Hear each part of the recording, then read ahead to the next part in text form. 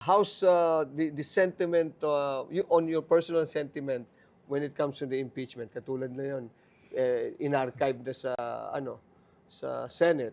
Are you still going to pursue it? Anong feel ng Congress, ng House? Hindi ko alam kung ano yung feel ng House. First of all, hindi ako pumirma noon noong impeachment na yon.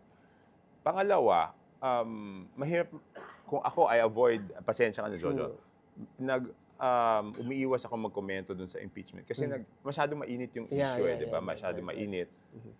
Masyadong madami na nagkokomento.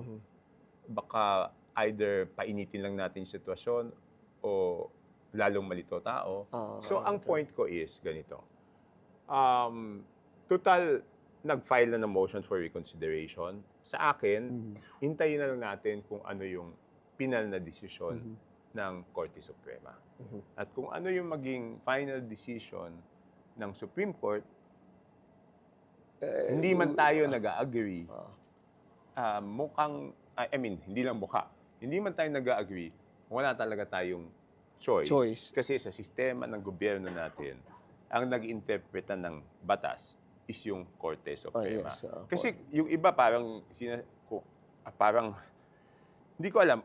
Kasi isipin natin, kung hindi natin igagalang yung desisyon ng Korte Suprema, magkaiba nga yung pananaw ng House of Representatives, tsaka magkaiba yung pananaw ng Senado.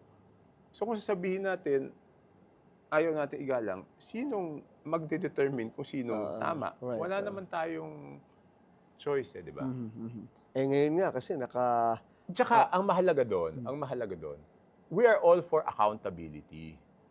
Hindi naman mawawala yung accountability kasi ang sinasabi lang, mag-file kayo ulit sa February 6, di ba?